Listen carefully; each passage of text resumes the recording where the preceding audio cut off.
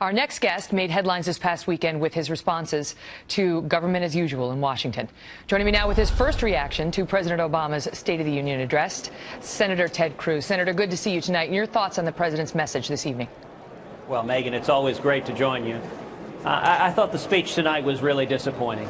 You know, the president had an opportunity to be magnanimous, to be gracious, to recognize that just 2 months ago the American people voted overwhelmingly rejecting the current path we're on. And he could have said, I hear you, and we will work together. We'll get back to where we should have been in the first place. We should have been focusing on jobs and economic growth and opportunity. But instead, the president didn't do that. He didn't listen to the voters who are hurting right now. Instead, he just doubled down on the same failed policies of the last 6 years, more and more taxes and spending and debt, and it's not working.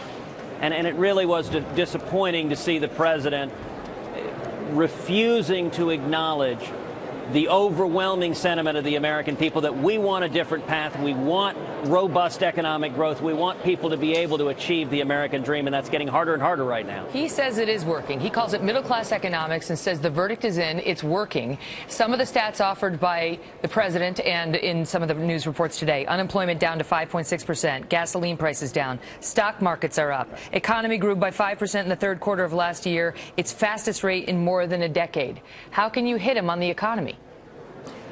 Because the facts are we're facing right now a divided America when it comes to the economy.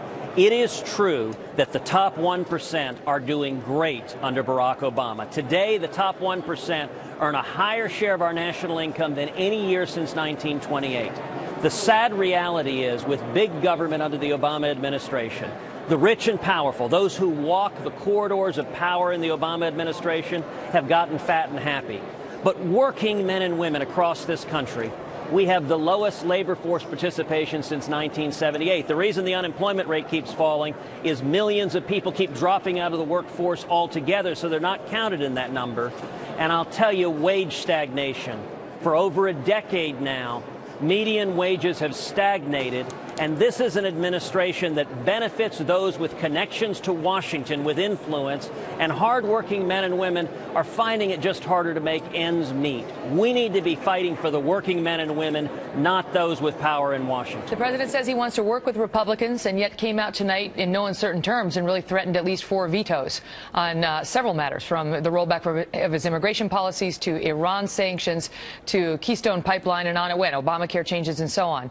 Do you think his offer to work with the Republicans, I guess outside of those issues, is in earnest? Look, the only area where I saw any genuine interest in working with Republicans is perhaps on free trade, although he's got a problem with his own party. An awful lot of Democratic members of the House stayed sitting and didn't applaud then. On everything else, he had rhetoric of inclusion in between threatening to veto over and over and over again common sense bipartisan legislation. You know, the Senate is getting ready to pass the Keystone Pipeline. We'll pass it with a bipartisan supermajority, and yet the president has said he'll veto it, even though an overwhelming majority of Americans want those jobs, want the energy independence, recognize this as a common sense step.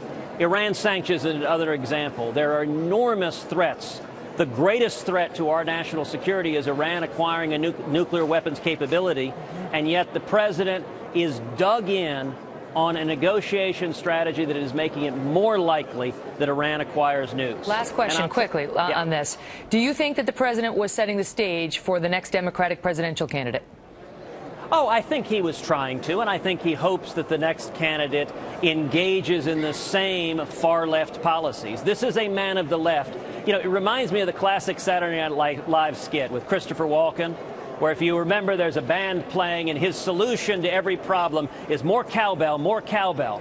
Well, for President Obama, more cowbell is more taxes, more government, more taxes, more government. The audience knows that the focus group is familiar with this skit. Sorry, go ahead and finish your point, sir. Well, look, it's the same failed policies that don't work.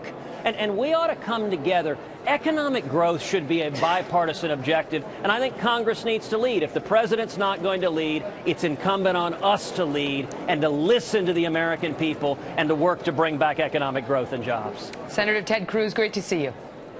Great to be with you.